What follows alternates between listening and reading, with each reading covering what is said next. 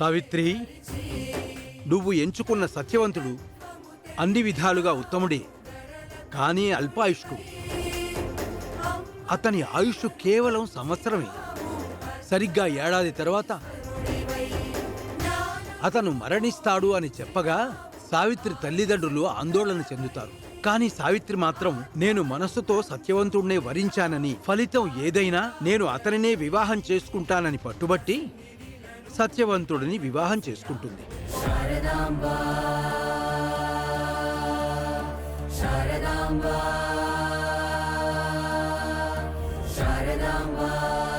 ఆ రోజు సత్యవంతుడు కట్టెలు కొట్టడానికి అడవిలోనికి వెళ్తుంటే సావిత్రి కూడా భర్త వెంట వెళ్తుంది. మధ్యాహ్న సమయానికి సత్యవంతుడికి విపరీతమైన తలనొప్పి కలిగి సావిత్రి ఒడిలో తలపెట్టుకుని కన్ను మూస్తాడు. అప్పుడు నారద మహర్షి చెప్పిన మాటలు సావిత్రికి గుర్తు వస్తాయి. అంతలో సాక్షాత్తు యమధర్మరాజే వచ్చి నీ భర్త ప్రాణాలు తీసుకుని వెళ్తున్నానని పాశంతో సత్యవంతుడి ప్రాణాలు తీసుకుని వెళ్ళిపోతాడు.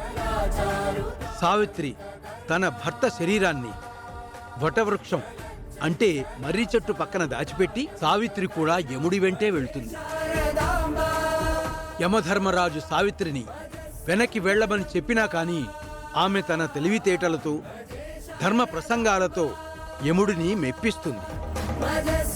ఆమె భక్తికి మెచ్చిన యమధర్మరాజు భర్త ప్రాణాలను తప్ప 3 వరాలను కోరుకోమంటాడు.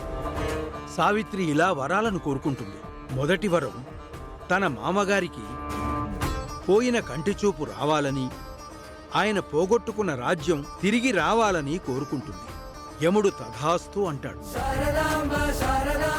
రెండవ వరం, తన తండ్రికి పుత్ర సంతానం కలగాలని కోరుకుంటుంది. దానికి యముడు తథాస్తు అని అంటాడు. ఇక మూడవ వరం, నాకు 100 మంది పుత్రులు కలగాలని కోరుకుంటుంది. యముడు ఆలోచించకుండా తథాస్తు అని అనగా అప్పుడు సావిత్రి వినయంగా, ఓ యమధర్మరాజా, పతివ్రతనైన నేను నా భర్త లేకుండా నేను పుత్రులను ఎలా కనగలను అని అంటుంది. మీరిచ్చిన వరం నిజం కావాలి అంటే నా భర్త ప్రాణాలను తిరిగి ప్రసాదించాలని అని సెలవయ్యగా అందుకు యమధర్మరాజు సావిత్రి సమయస్ఫూర్తికి పతిభక్తికి ముగ్ధుడవుతాడు. అలాగే ఆమె చాకచక్యానికి సంతోషించి సత్యవంతుడి ప్రాణాలను తిరిగి ఇచ్చేస్తాడు. వటవృక్షం దగ్గర పడుకోబెట్టిన సత్యవంతుడిలో జీవం వచ్చి లేచి కూర్చుంటాడు. దాంతో వటవృక్షం దగ్గర పూజలు చేసి తమ రాజ్యానికి చేరుకుంటారు. ఆ విధంగా ఆ రోజు యముడితో పోరాడి తన భర్త ప్రాణాలను దక్కించుకుంది కాబట్టే ఆ రోజు వటసావిత్రి పౌర్ణమిగా ఈ వ్రతాన్ని జరుపుకుంటూ వచ్చాం.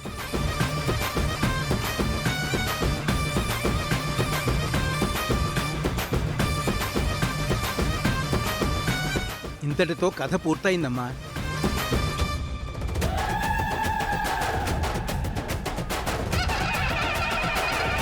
ఇక పెళ్లైన వారు వెళ్లి అక్కడున్న మర్రి చెట్టుకు 108 తోరణాలు కట్టి మొక్కుకుని రండి.